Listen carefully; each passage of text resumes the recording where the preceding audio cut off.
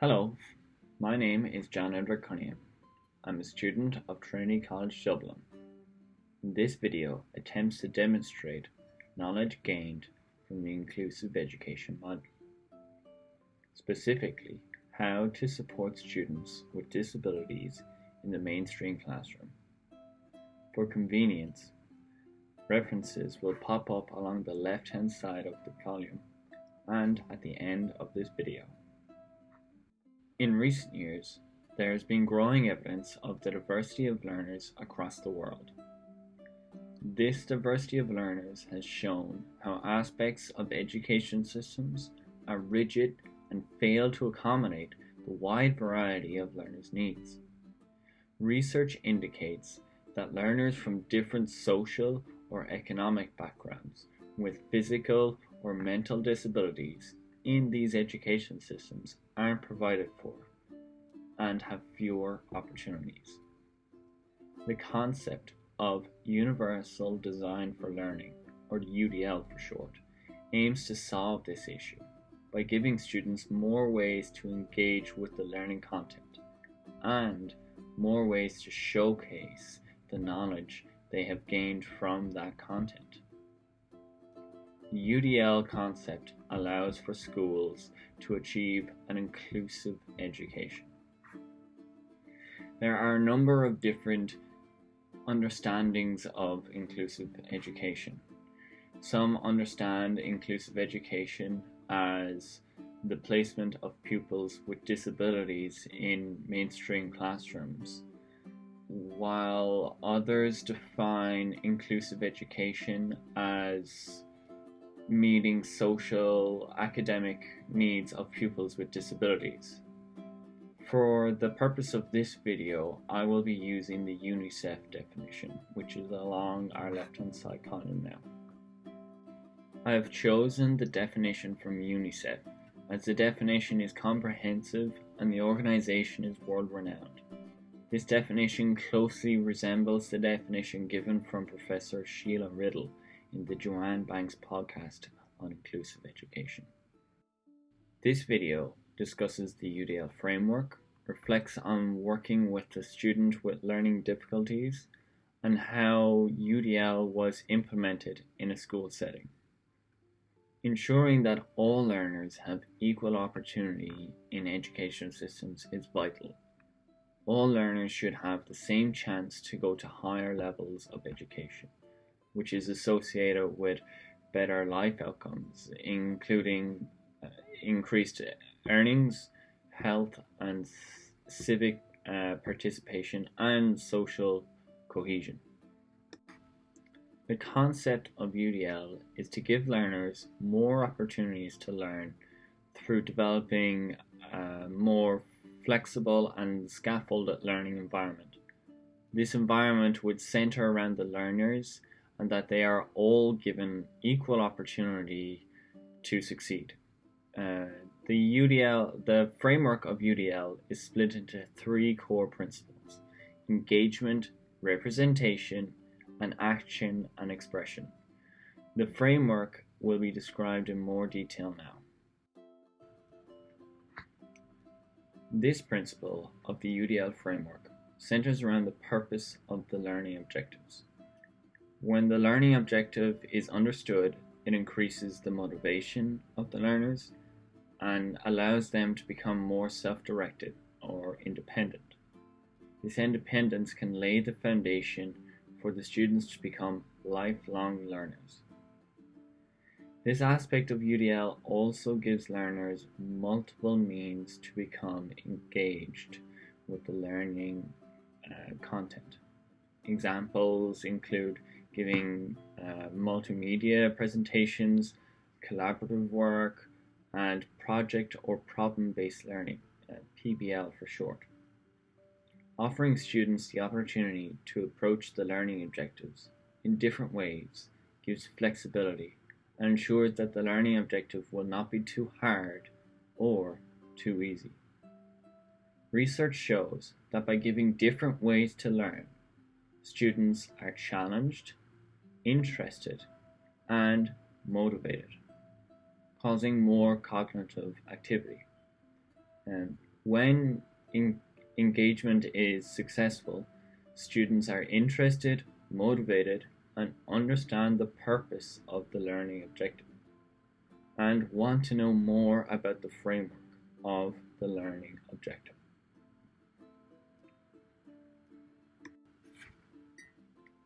This principle of UDL provides the learner with the comprehension of the background ideas and the key features of the task.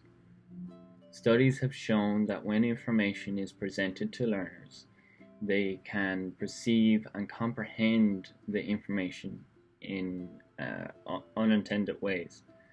For example, if the desired action or outcome the teacher wants is presented in an isolated manner, for example, a PowerPoint presentation only, students with disabilities, e.g., or example, poor eyesight, may not fully understand or misinterpret the desired outcome. Even students with different language skills, culture, or cognitive strategies may find the desired outcome difficult or impossible to know. These barriers to understanding can be overcome when the representation of desired outcomes is given in a variety of ways. The variety of representation can be large, for example, providing videos with captations, or it could be small by providing just mind maps to give the general idea.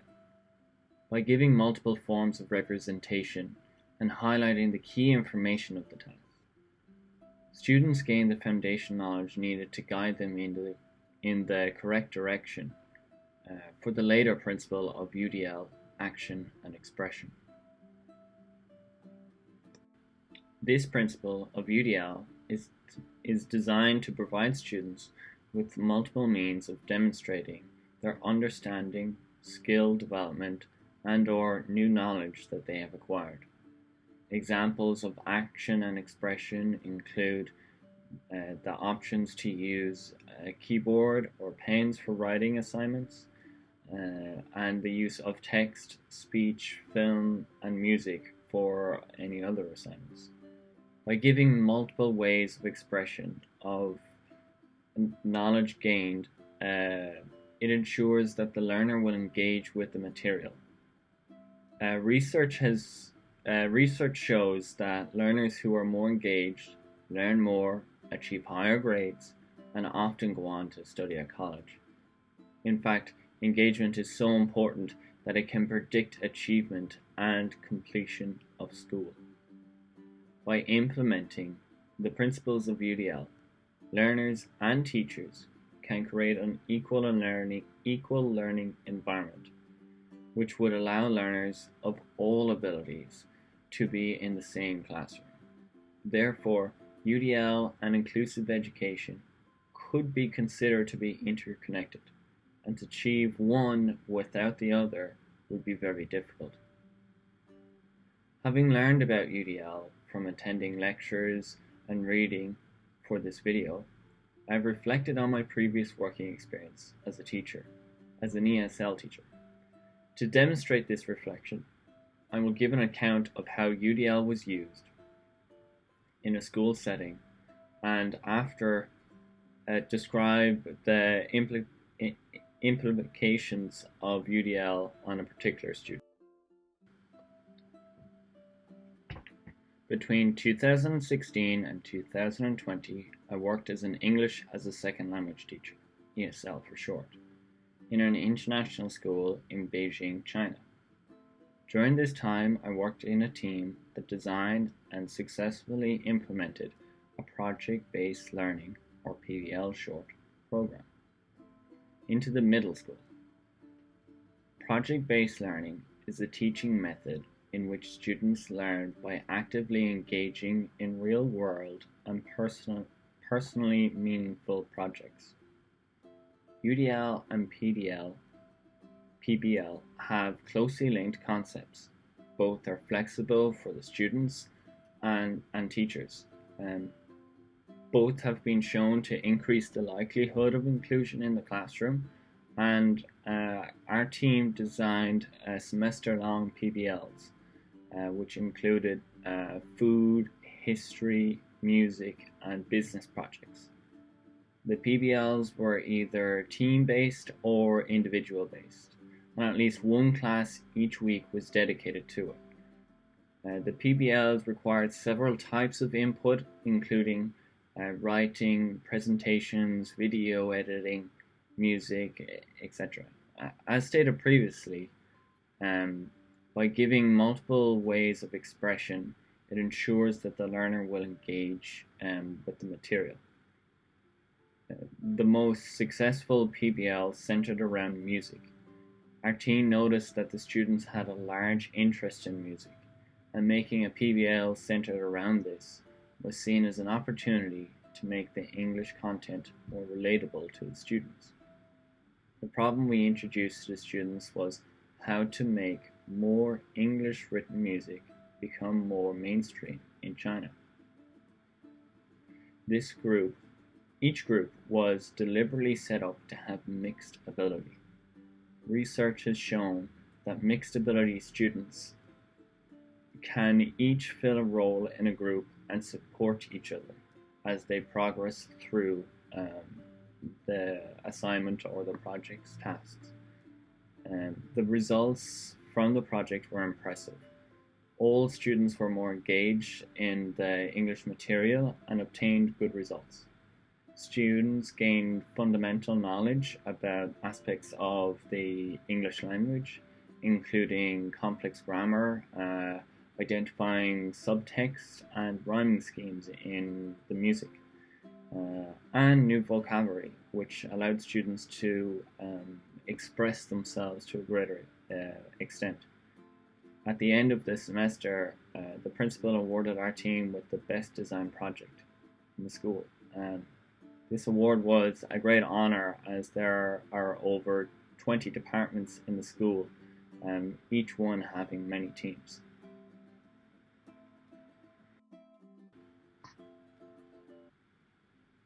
As I mentioned previously, between 2016 and 2020, I worked as an ESL teacher in an international school in Beijing, China. Specifically, I worked with grade 9 students that were 13 to 15 years old. Lewis, not his real name, attended the international school since kindergarten and was on the autism spectrum. He was 14 years old and received weekly psychological support, but attended all general classes. Lewis maintained a high grade across all subjects except two. In mathematics, he scored the highest mark out of everybody in grade 9, with very low marks in arts and Chinese language. For 2 semesters, Lewis was my student and he maintained a high grade in my classroom. When Lewis entered my classroom, his disability went unnoticed in the first semester due to 3 main reasons. Number 1. My lack of experience. I had worked with students that had disabilities before, but Lewis was more integrated into the classroom setting compared to my previous experience, which made me misinterpret his ability. Lewis might have been more integrated into the classroom due to him attending the school since kindergarten, or the success of the UDL concepts implemented by the school. Number 2, my insufficient training for children with disabilities. I completed several training seminars over the years, but none had fully prepared me for teaching children with disabilities, especially in the context where I was teaching one-on just by myself. Number 3, my lack of cultural awareness. In China, disabilities are not widely discussed. I was never told about Lewis's disability until it became an issue in the classroom. At the end of Lewis's first semester, I began, I started to identify his needs. His strength was his commitment to improve his level of English. He would study vocabulary every day and often ask me grammar questions inside and outside of the classroom. But Lewis struggled with multitasking and tasks that were like interconnected.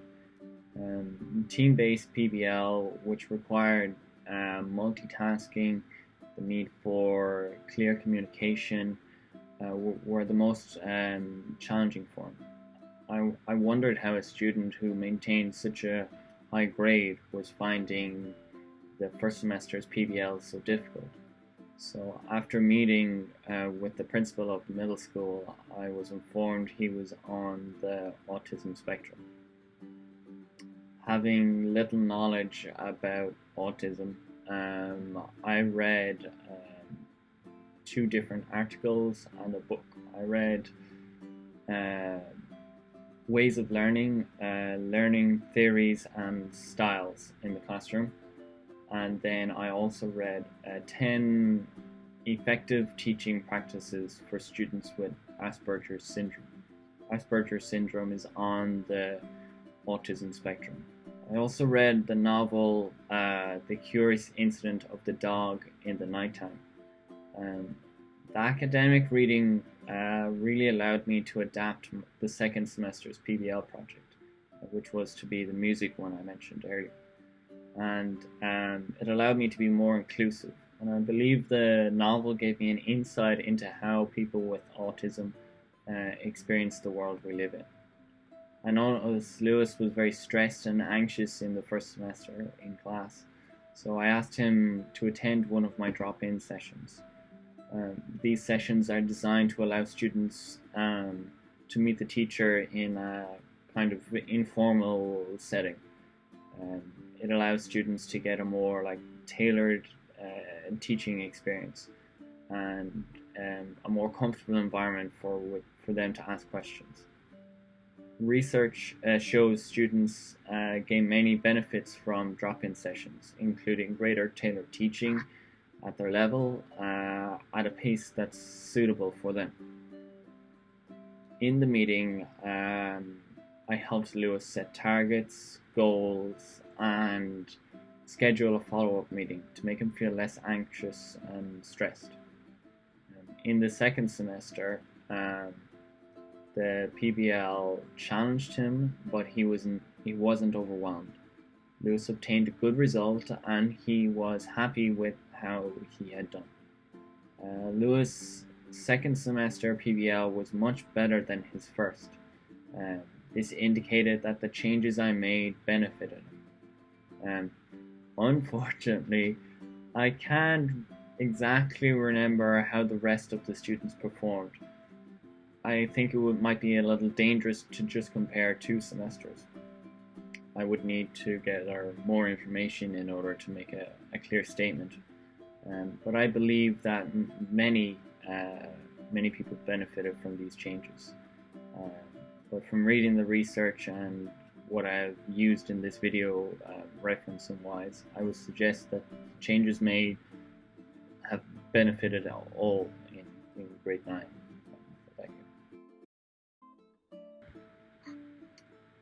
This video introduced the UDL concept and gave details on its principles. It presented the current issue with defining inclusive education and settled on the UNICEF definition just for the purpose of this video. I also discussed the similarities between PBL and UDL and how PBL was used in a school I worked in. It gave details of how we implemented the PBL and highlighted the positive effect it had on a student with disability. I hope this video gave a brief insight into UDL, a detailed account of UDL in practice, and the results from that practice. I'd like to thank Trinity College Dublin and in particular my lecturer Miss Joanne Betts. Thank you. At the end of this video you will also see a list of my references.